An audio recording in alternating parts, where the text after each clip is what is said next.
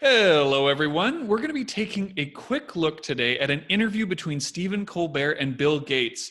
And they're going to be talking about the COVID-19 crisis and how people are responding to it. What we're going to be doing is we're going to be reviewing the way they're speaking and seeing how it makes an impact on people.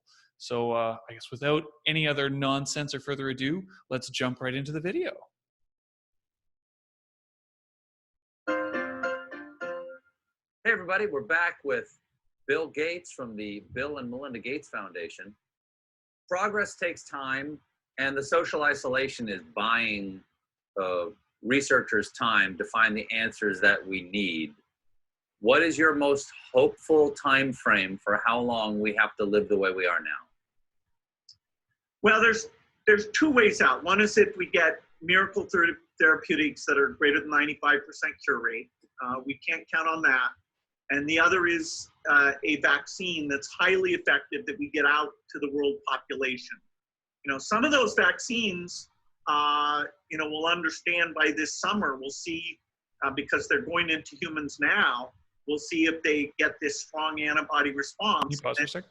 Then So I just want to talk about the way he emphasizes words, the way Bill Gates emphasizes words here. So one of the things he says, when we're getting them into humans now, he's really, you see his mouth's going really wide. Now, that's because he's making that stand out. This is an important point. The vaccines are going into people now. This feels fast. This is new. This is interesting. So he's emphasizing important ideas and points, and that is really effective in communicating ideas with people.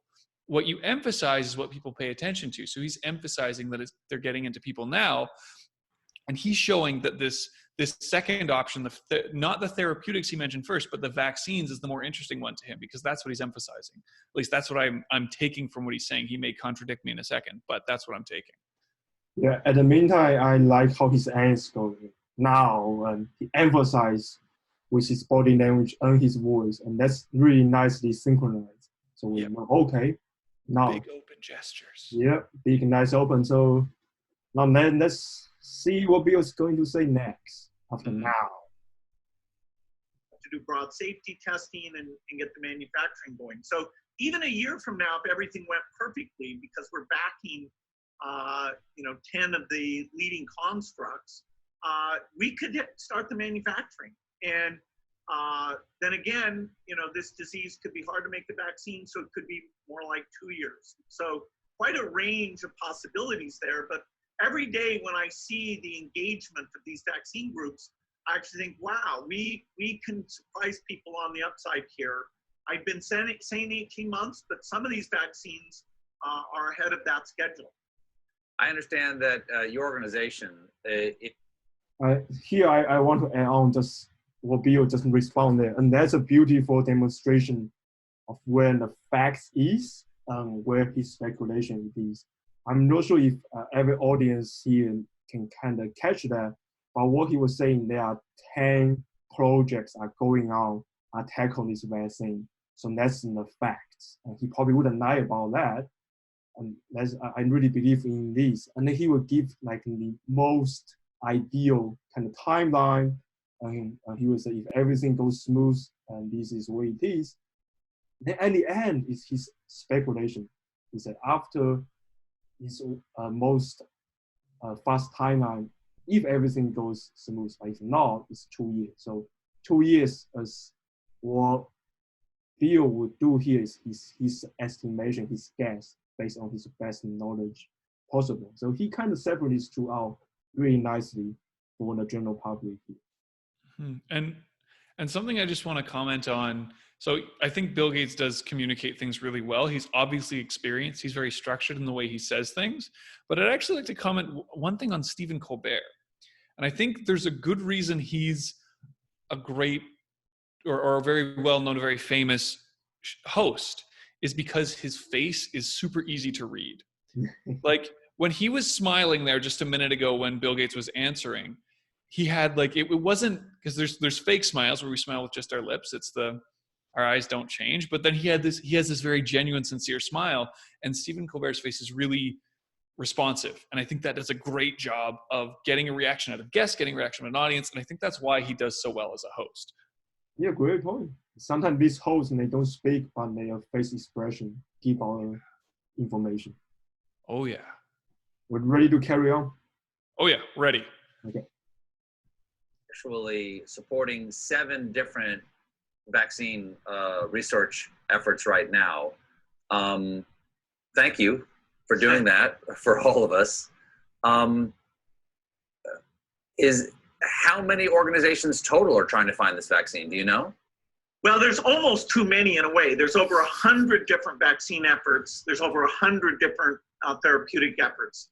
And, you know, outside of the private sector, this ability to rank them in terms of their likeliness for safety and efficacy and scaling up, you know, we're pitching into that because that's our daily job is about making new vaccines. And so I think it'll be, you know, 7 to 10 will look so promising that we should get them the funding to not only do the research, but also build the factory. Now, of those 10, we'll only need 1 or 2. So we will say, okay, you know, some of them weren't important, but, you know, saving 2 quick comments. or 2 months. As one thing you already mentioned are his hands. Super active, super helpful in understanding. So he says on the one hand, and his hands go to one side. Right. That's a tiny thing, and we don't even think about it, but he's turning something spoken into a visual experience. And most people, myself included, learn visually.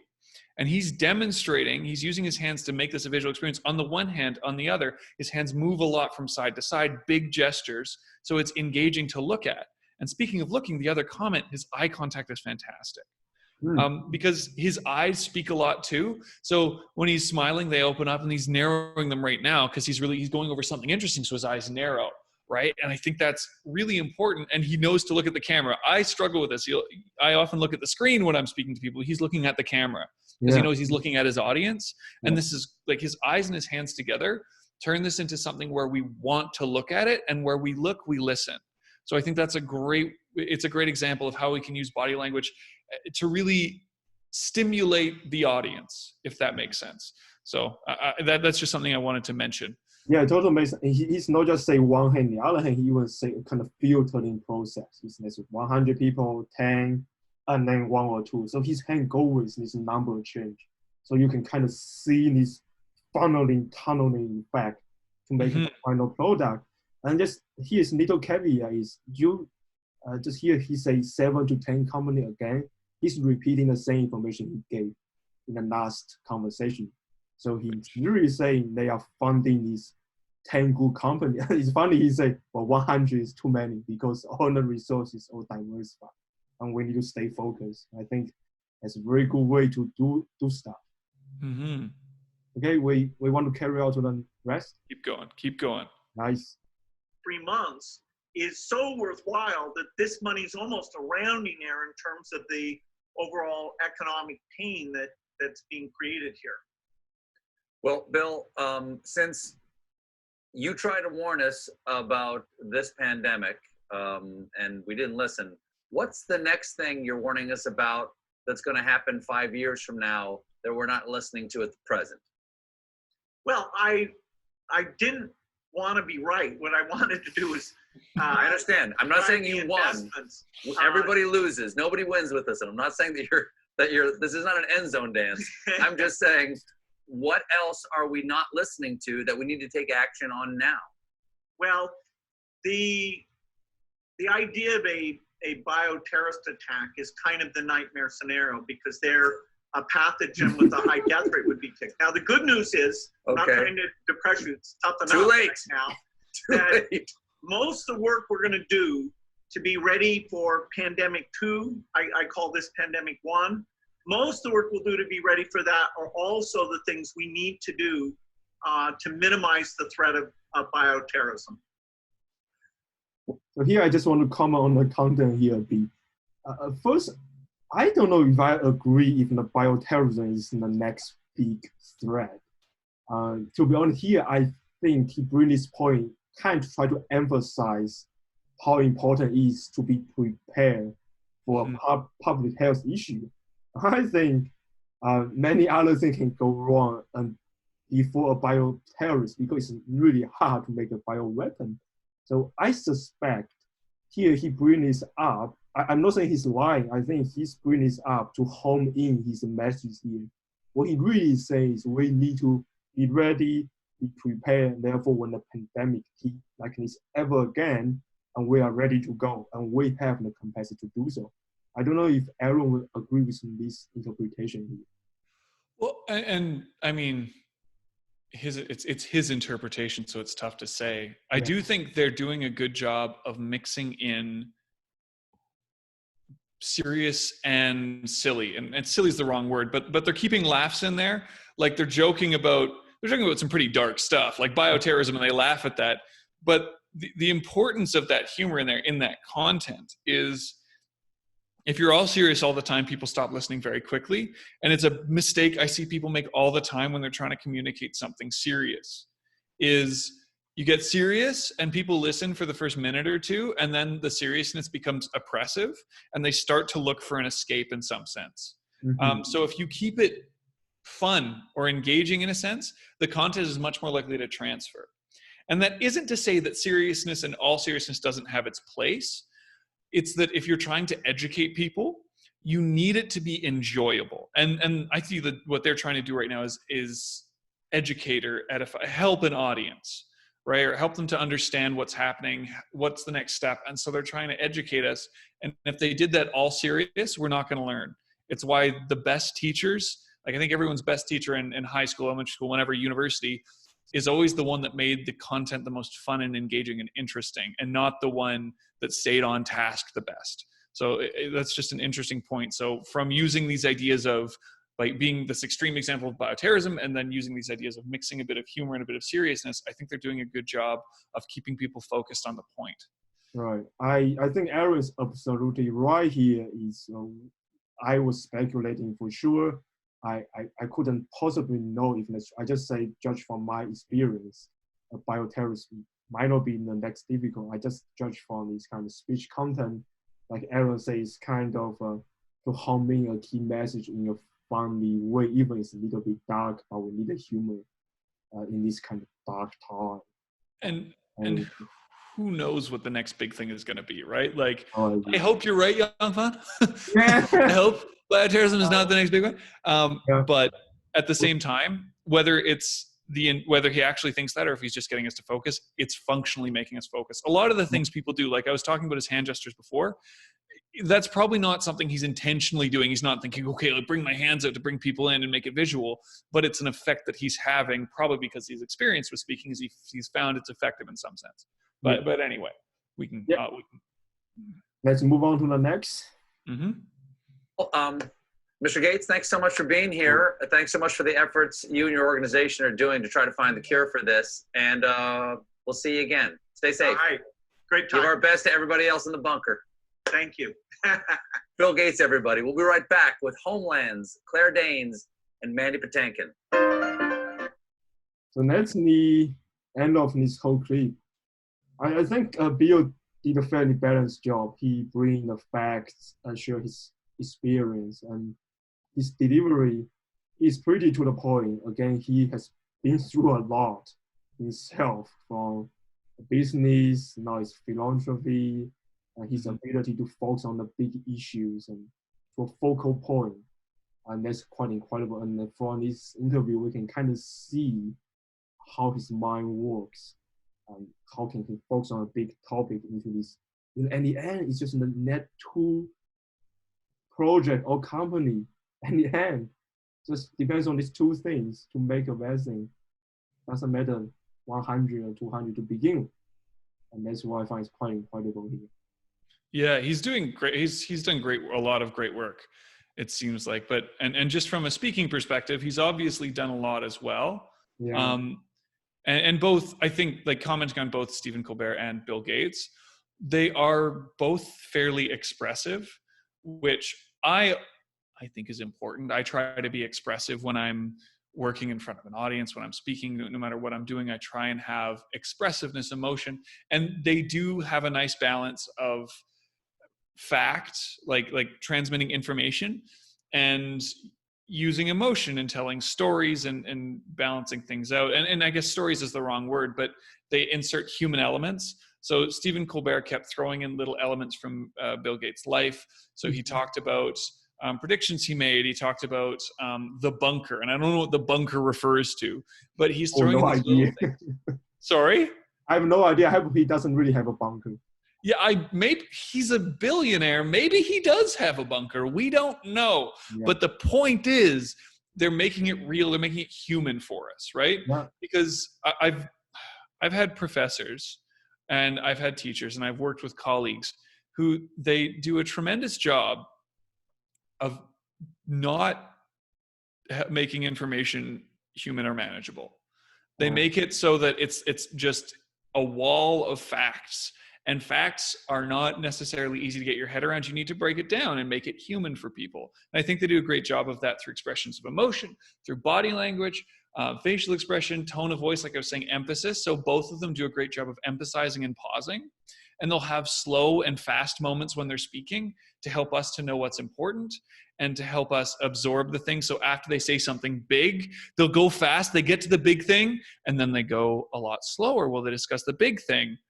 And they'll go extra slow after. And I notice they tend to throw in filler words like in their pauses, but in a sense, it still functions the same, where we're still given a chance to absorb, where they kind of go, and we're given a chance to really absorb this idea of there's 100 different vaccine efforts and there's 10 that are potentially viable and there's one that's going to make it, right? They're breaking that idea down, and then they give this for us to go, Oh, that's the process. Exactly. So How do you think about the confidence things? Right, because do you think Bill bring all the confidence he has, or do you think he can be more, or he's striking a really nice balance? I think in this case, because he's dealing with uncertain information, he does strike a nice balance. He's not, one thing that's working really well for him from his situation, the situation he's in, is he's not having to fight against someone. So he's not being interviewed by a hostile party. He's being interviewed by someone who's just looking for his opinion, right? So he doesn't have to present with overwhelming confidence to try and convince us. Instead, he can present with this, I guess you could call it a cautious confidence, where he's saying stuff like, well, these are our interpretations. So he speaks with certainty in his voice to say this is the truth, but he doesn't have to really force the ideas on it with confidence. So as much as he can, he's showing confidence. If he were to start showing more, it would come across as him bullying us. But, and the thing that we talked about earlier, the idea of how you can have a confidence where it instills credibility, I think he's relying on facts for credibility here and not confidence for credibility. Yeah. So I think he does a good job with his confidence here, and he doesn't overwhelm us. He doesn't seem to have the personality to do that. And Stephen Colbert is the same. Stephen Colbert doesn't seem to overwhelm us with confidence either. They both, it's a confident interview, but not a, I guess, over the top confidence. It's not overbearing interview, I guess is a good way of putting it. Yeah, definitely. They are so experienced and are so knowledgeable in a way that they know to deliver confidence to a level make people are comfortable. They are confident enough for audience to take the information in and be persuaded, but not come across a bully. I think that's a really nice balance and that's striking in, and that's probably something we will learn, to in a different life situation, we can come across being more confident or be more dominant, or we lay back a little bit, give people some comfortable room, and they sometimes will be really good because it gives space for the person to reflect, to think, and to make up their mind. I think that's a pretty nice wrap for my session here, for our session. And today we just talk about the confidence, and that we just begin to dive in this speech delivery and this whole philosophy of how to deliver a message. And also we always focus on the content here, what are the hard facts and what are the speculation from these experienced people. Now, we hope you can learn from yourself by our demonstration how to dissect a speech, or even your daily life, how to dissect these people's conversation when they try to persuade you, how much you can later trust in the person. And so hopefully you like it.